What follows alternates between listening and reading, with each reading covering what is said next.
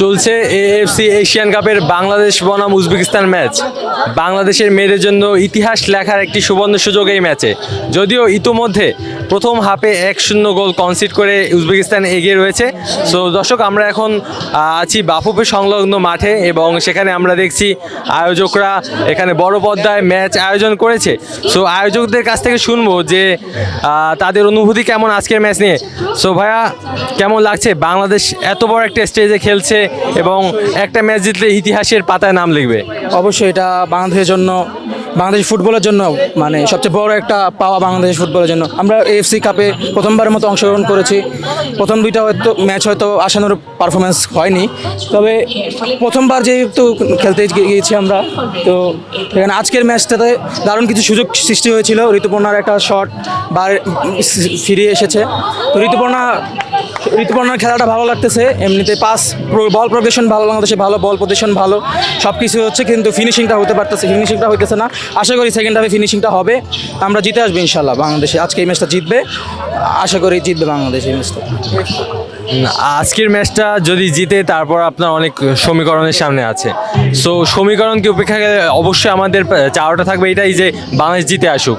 So কি মনে হচ্ছে যে শেষ ম্যাচের শেষের দিকে সেকেন্ড হাফে টার্নিং পয়েন্ট কি হতে পারে?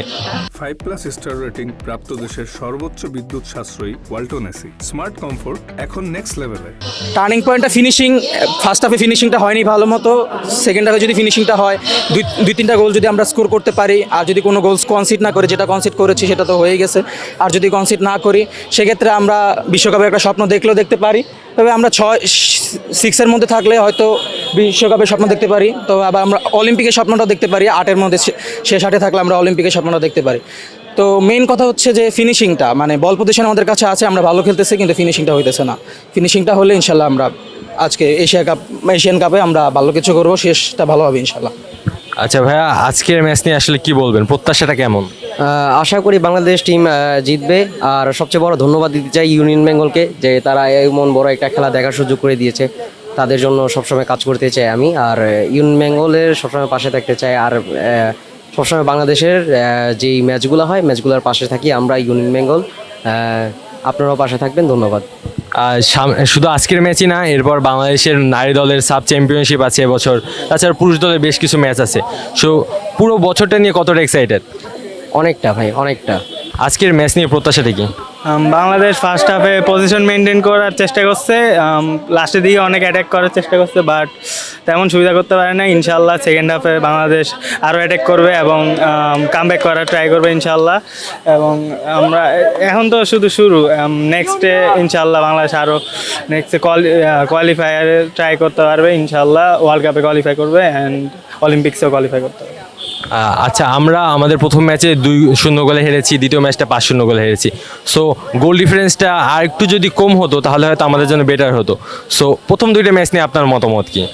আসলে গোল ডিফারেন্স আসলে ম্যাটার করে না, কারণ আমরা যোজন পিছিয়ে র্যাঙ্কিংয়ে, তাই আমরা এখন জাস্ট উচিত যে মানে বাংলাদেশ ভালো খেলছে নাকি সেটাতে ফোকাস করা, অ্যান্ড আমাদের গ্রাসরুট থেকে ডেভেলপমেন্টে কাজ করা উচিত। শুনছিলেন এতক্ষণ দর্শকদের এবং আয়োজকদের অভিমত, যারা কিনা বাংলাদেশের ম্যাচ নিয়ে অনেক বেশি এক্সাইটেড এবং তারা আশা প্রকাশ করছে বাংলাদেশ শেষ পর্যন্ত আজকের ম্যাচটা জিতেই বের হবে। তারপরে জটিল সমীকরণের মার প্যাচে পড়তে হবে।